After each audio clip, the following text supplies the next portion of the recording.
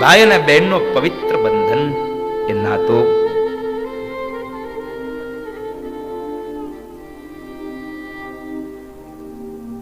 કેવા કેવા દાખલાઓ આપણા આ દુનિયામાં હોય છે. મારે એક વાત આ દુનિયાને ચોક્કસ કહેવી છે કે જે કોઈ દીકરીને પોતાનો માડી જાયો વીર નથી ને, એને કોઈ દિવસ બાપ મેળું ન મારશો. કારણ એ તમામ પ્રકારના મેણાઓ સહન કરી શકે છે, પણ જ્યારે એના ભાઈ નથી એટલે ભાઈ પ્રત્યેના કોઈ શબ્દો બોલાય ત્યારે દીકરી સહન નથી કરી શકતી હોતી. અને મેણા મારીએ ને તો એ મેણા કોઈ દિવસ ભૂલાતા નથી હોતા. આ મેણાની ગાંઠ એના હૃદયમાં લાગી જાય છે. ભાઈ ન હોય એવી ભાભીને એની નણંદોએ પણ ક્યારેય મેણા ન મારવા. યુવાન ભાઈ હોય અને યુવાન બેન હોય તો જ રાખડી બંધાય ના. વયોવૃદ્ધ થયેલી માવડિયું પણ એના વીરને, વયોવૃદ્ધ થયો હોય છતાં પણ એના વીરને રાખડી મોકલે છે. સાહેબ પહોંચી ન શકે એમ હોય તો કદાચ કોઈની સાથે મોકલી દે, કદાચ એ કવરની અંદર પેક કરીને મોકલી આપે. અને જેટલા બેનને અબરખા હોય કે મારા ભાઈને રાખડી બાંધું, તમે એમ માનો છો માત્ર બેનને જ આનંદ હોય? નહીં સાહેબ, કદાચ બેન પહોંચવાની ન હોય ને તો પોસ્ટ ઓફિસે જઈને 4 વખત પૂછી આવતો એક મારી બેનનું કવર આવ્યું છે. આજ સુધી એના બેનના રાખડીના કવરની રાહ જોતો હોય. સાહેબ રાખડી ન મોકલી હોય ને તોય એ ભાઈ એમ માનતો હોય કે કદાચ આ પોસ્ટ ઓફિસમાં ક્યાંક વહી ગઈ હશે, બાકી મારી બેને રાખડી તો મોકલી જ હોય. સાહેબ એમને ન રહી. ભાઈ અને બહેન વિશેનો એક બહુ સરસ મને આજે એક પ્રસંગ મળ્યો છે, એટલે હું લઈને આવ્યો. અને આ બનેલી સત્ય ઘટના છે.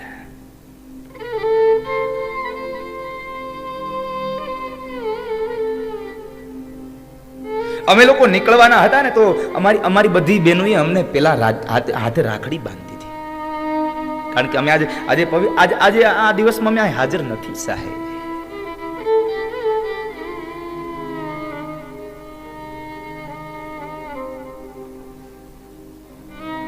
રક્ષાબંધનનો તહેવાર એ કોઈક ભાઈને પૂછજો જેને બેન ન હોય.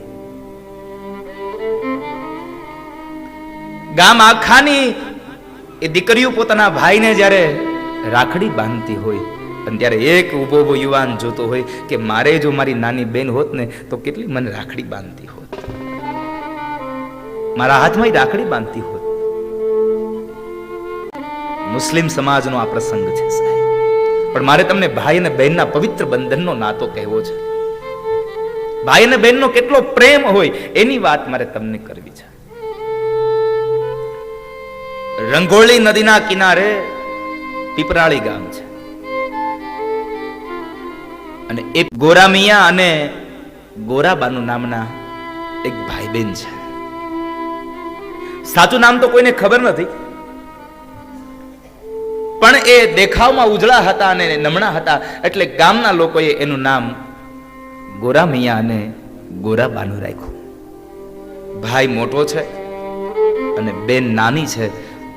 ધીમે ધીમે સમય વ્યતીત થયો, પણ ભાગ્યની રેખાઓ એવી લખાયેલી બાપ કે નાનપણની અંદર આ બેન ભાઈ બે નાના છે અને એ સમયે મા બાપનું મૃત્યુ થાય છે. મા બાપ મૃત્યુ પામ્યા છે.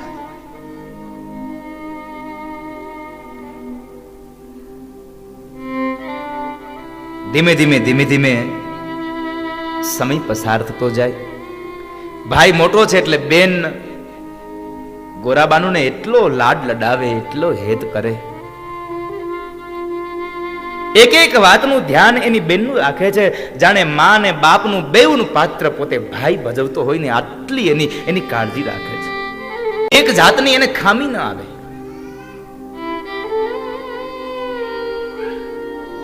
એટલું ધ્યાન એની બેનનું રાખે.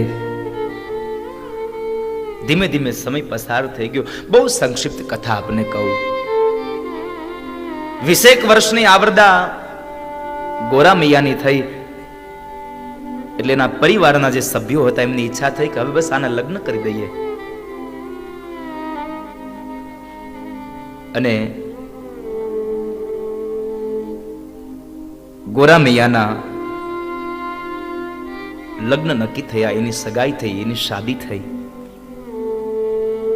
પરણિતા પરણીને ઘરમાં આવી છે. એને સાંભળ્યું હતું કે મારો જેની હારે મારો લગ્ન થવાનો, મારી હારે જેનો વિવાહ થવાનો, એને એક બેન છે અને બહુ એને હેતથી રાખે છે. આવું સાંભળ્યું હતું. પણ ઘરમાં આવ્યું ને, એ ઘરમાં આવેલી પરણિતાએ આજે તો નજરે જોયું કેટલા લાડ લડાવે છે પોતાની બેનને. બહુ લાડ લડાવે. આ જોયું. એક વખતના સમયે બન્યું એવું, ગોરામિયાની બેન ગોરાબાનું આંગણામાં રમે છે અને ઓસરીના કોરે ગોરામિયા બેઠા બેઠા જુએ છે એની બેનની આ બધી રમતોને. અને એ સમય બરાબર એમના પત્ની ત્યાં આવ્યા છે. એને એમ હતું કે એમની બેન રમે છે ને તો ચાલ મારા પતિ સાથે થોડીક પ્રેમની વાતો કરી લઉં. લગ્ન કરીને આવી છું તો થોડીક ઝંખના હતી, એટલે લગ્નની એ પ્રેમની વાતો કરવા માટે એના પત્ની આવીને એની પાસે બેઠા છે. પણ એના પ્રેમની વાતો મૂક પડતી અને ગોરામિયાએ તો એને એ જ વાત કરી, સાંભળ્યું બેનને કોઈ વાતનું ખામી તો નથી રહેતી ને? તમે એને બરાબર જમાડો છો ને? તમને ખ્યાલ છે મારી બેનને આ શાક નથી ભાવતું? આટલી બધી સાર સંભાળ, આટલો બધો હેત, આટલો બધો લાડને જોઈ અને એ ગોરામિયાની પત્નીને થોડી ઈર્ષા આવી. હવે થોડી ઈર્ષા આવે છે. હું આપ અત્યારની તમામ માતાઓને કહું, સાહેબ તમારી લગ્ન જીવનમાં તમે જ્યારે સસરાના ઘરે જાઓ અને કદાચ તમારો પતિ એની બેન સાથે ખૂબ ભાવથી રહેતો હોય, એમાં ઈર્ષા ન કરશો. કારણ આ તો જેને ભાગ્યમાં હોય ને એને બેનનો, અને ભાગ્યમાં હોય એને જ ભાઈનો પ્રેમ સાંપડ્યો હોય, માટે ઈર્ષા ન કરવી.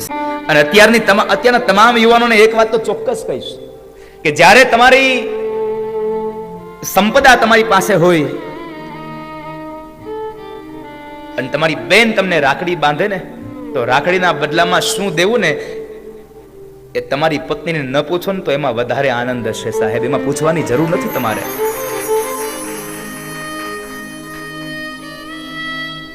કદાચ બેન સાસરે ગઈ હોય અને બેનના ઘરની અંદર કદાચ કોઈ દુઃખ આવે અને કદાચ પત્નીને પૂછ્યા વગર તમે મદદ કરી નાખો ને તો પણ મારો ઠાકુર તમારા ઉપર રાજી રહેશે. સાહેબ પત્નીને પૂછવાની જરૂર નથી. એમાં શું થયું સાહેબ?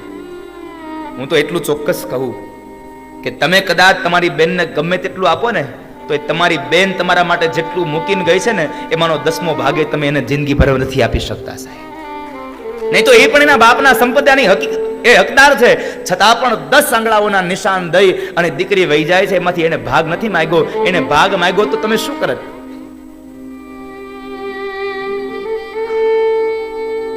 એને આપશો તો એમાં જરાય ઓછું નહીં થઈ જાય. પણ ઈર્ષા થઈ આ ગોરામિયાના પત્નીને. ધીમે ધીમે સમય પસાર થયો. બેન જુવાન થઈ.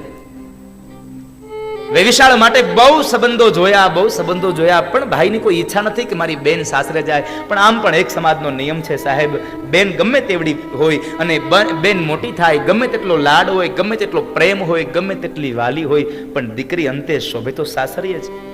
આન થઈ અને એ યુવાનીમાં એની સગાઈ માટે મૂર્તિઓ જોવે છે. જોતા બાજુની અંદર લોલિયાણા ગામ છે અને એ લોલિયાણાની અંદર એમનું વિવિશાળ થયું. સગાઈ થઈ ગઈ, લગ્ન થયા. સૌ લોકો આનંદ કરે. લગ્નમાં છોડીને વહી જશે મારી બેન, આજ મને છોડીને વહી જશે, બીજો કોઈની. સાહેબ ગોરામિયા પોતે એની બેનના દુઃખમાં રડે છે. મારી બેન જતી રહેશે. આખું ગામ આનંદ કરે. ભારે હૈયે બેન ગોરાબાનુને વિદાય કરી છે. સમય હતો એ સમયમાં 10 દિવસના વાણા વીતે પછી 11મા દિવસે બેનને મળવા અને બેનને તેડવા જવાતું. 11મા દિવસનો સમય થયો અને બેનને મળવા માટે જાય છે. બેને એને આવવાની રાહ જોવે છે. બેન પણ આમ બરાબર આંગણામાં ઊભી છે.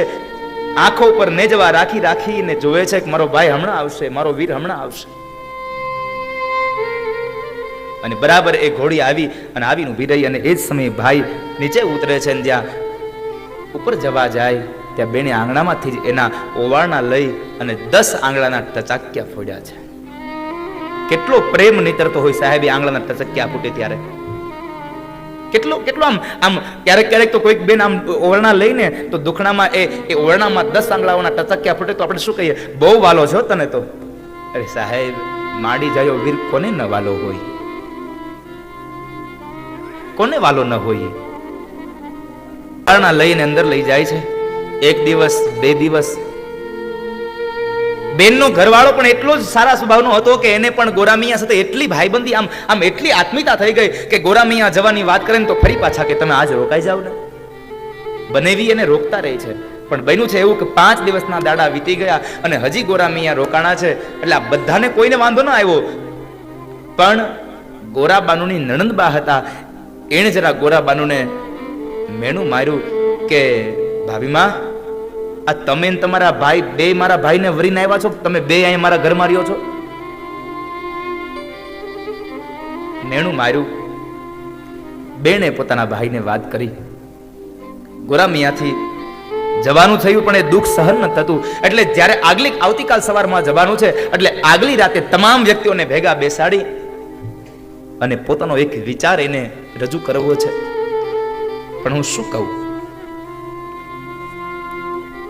મારે કેવી રીતે એ વિચારને રજૂ કેમ કરવો. આવ્યો અને એ વિચાર રજૂ કરતા કહે છે કે જીજાજી,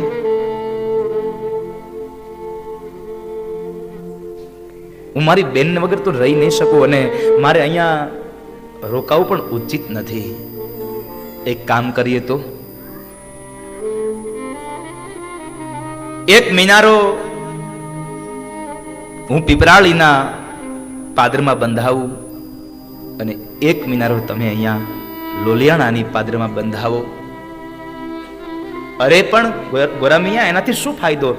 અને ત્યારે એની બેન ગોરાબાનું બેઠી છે અને એ સમયે ગોરામિયા કહે છે, જીજાજી, જો એ મિનારા ચણાઈ જશે ને તો મિનારાની એ સીડીઓ ચડીને ઉપરના કાંગરે આવી અને મારી બેન દીવો લોલિયાણામાં કરશે એ કાંગરે અને હું પીપરાળામાં કરીશ. આ બે એકબીજાના દીવાઓ જોઈ લેશું ને તો પણ અમને મળ્યાનું હેત પ્રાપ્ત, બેન ભાઈનું એકને આમાં મળ્યા હોવાનું અમને હેત થશે. હું મારી બેન વગર નહીં રહી શકું. બહુ સંક્ષિપ્ત કથા કહું તો પીપરાળામાં અને લોલિયાણામાં બેમાં મિનારાઓ ચડ્યા. સાંજની સંધ્યા થાય અને એ જ સમયે આ બાજુ ભાઈ અને પેલા મિનારા ઉપર બેન એક દીવો લઈને આવે. દીવો જુએ એટલે માડી જાયો વીર મને મળી ગયો અને મારી બેન મને મળી ગઈ, લાડકી મને મળી ગઈ. આવો હેત રાખીને ફરી પાછા નીચે ઉતરે. એક માત્ર નિયમ રાખ્યો હતો કે જ્યાં સુધી દીવા ન જોઈ લઈએ ને ત્યાં સુધી સાંજનું ભોજન ન કરવું. કેટલો પ્રેમ છે આ ભાઈ અને બહેનનો સાહેબ. અદ્ભુત ઘટના છે, સત્ય ઘટના છે. અને એમાંની અંદર બરાબર એક વખતના સમયે બન્યું એવું કે ગોરામિયાને બહાર ગામત્રે જવાનું થયું. જતા જતા બરાબર અષાઢ મહિનો છે એટલે ઝરમર મેહુલિયો પણ વરસે છે. જતા જતા એણે એના પત્નીને કહ્યું, સાંભળ્યું, કદાચ મારે આવવામાં મોડું થાય ને તો સંધ્યાના સમયે તમે મિનારા ઉપર દીવો કરવાનું ન ભૂલતા હો. મારી બેન રાહ જોતી હશે, ત્યાં સુધી જમશે નહીં. ગોરામિયા ગામત્રે ગયા. ગામત્રાની અંદર એને સમય ઘણો વ્યતીત થઈ ગયો અને સાંજ થવા આવી, હજી ઘરે આવ્યા નથી. અને આ બાજુ એના પત્ની કામમાં ને કામમાં ભૂલી ગયા અને એમાં બરાબર થાકી ગયા હતા એટલે આડે પડખે થઈ અને એને નીંદર આવી ગઈ. સાંજની સંધ્યા ઢળી ચૂકી. આ બાજુ ગોરાબાનો બરાબર ઉપર આવ્યા છે, મિનારા ઉપર દીવો લઈને આવે છે. પોતાનો દીવો ઝળહળતો છે પણ સામેના મિનારા ઉપર કોઈ દીવો નથી. સામેના મિનારા ઉપર કોઈ દીવો નથી. અને એ જ સમયે ગોરાબાનુએ નક્કી કરી લીધું કે આજ મારા ભાઈના મિનારા ઉપર દીવો નથી ને તો કદાચ મારો ભાઈ આ ધરતીમાં નહીં રહ્યો હોય તો જ દીવો ન હોય, નહીં તો મારો ભાઈ આ ધરતીમાં હોય તો આ ગોરાબાનુનો દીવો બતાવ્યા વગર ન રહે. આટલું બોલ્યા, આટલું સમજ્યા, મનમાં નિર્ણય કરી લીધો. અને એ જ સમયે ગોરાબાનુએ નિર્ણય કર્યો કે જો મારો ભાઈ આ ધરતીમાં ન રહ્યો હોય તો હવે મારા ભાઈ વગર હું શું કરું. અને એટલે અંતરમાંથી આવકાર નાખ્યો, અંતરમાંથી નાદ કર્યો કે હે ભાઈ, હે વીરા, હું પણ આવું છું, તને એકલો નહીં જવા દઉં. અને એ સમયે દીવાની અંદર પૂરેલું દિવેલ પણ ખૂટતું ગયું અને ગોરાબાનુના હૃદયની અંદર ધીરજ પણ ખૂટી ગઈ સાહેબ. ધીરજ ખૂટી ગઈ, એટલી ખૂટી ગઈ કે મનમાં નક્કી કરી લીધું કે મારો ભાઈ આ ધરતીમાં નથી રહ્યો, એટલે લોલિયાણાના એ મિનારા ઉપરથી ગોરાબાનુએ પોતાના ભાઈની પાછળ ત્યાંથી પોતાનું શરીર પડતું મૂક્યું, નીચે પડે છે અને પોતાનો દેહ ત્યાગ થયો. ભાઈના વિયોગમાં એ બેને પોતાનું દેહ ત્યાગ કરી દીધું સાહેબ. ઘટના હવે બને છે. રાતનો સમય થયો અને બરાબર ગોરામિયા ઘરે આવે છે. આવતાની સાથે પહેલો વેલો પ્રશ્ન કર્યો, સાંભળ્યું આ રાત થઈ ગઈ, સંધ્યાનો સમય વીતી ગયો, તમે પેલો દીવો કરવાનું ભૂલી તો નથી ગયા ને? દીવો કરવાનું ભૂલી નથી ગયા એટલા શબ્દો સાંભળ્યા અને ગોરામિયાના પત્નીને યાદ આવ્યું, હું તો ભૂલી ગઈ. અરે રે રે, હું તો કામમાં ભૂલી ગઈ. ગોરામિયાએ એકદમ દીવો તૈયાર કર્યો અને એક પછી એક સીડી ચડે છે. રોજનો ક્રમ હતો એ મિનારા ચડવાનો, પણ આજ એક પછી એક દાદરો બહુ દૂર થતો જાય છે.